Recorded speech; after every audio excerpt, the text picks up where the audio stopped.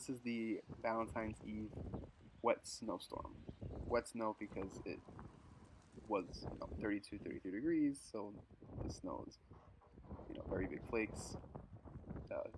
It's like very picturesque type of snow. But yeah, this storm, 24 hours or 36 hours before it came, was actually modeled to be rain, and then there was a huge shift with the snow from pretty much going from all rain to about 2 to 4 to 3 to 6 inches.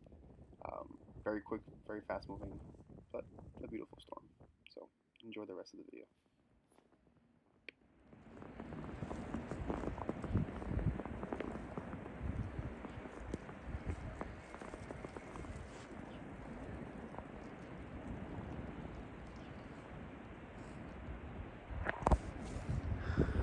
Oh yeah, these are heavy snow rains.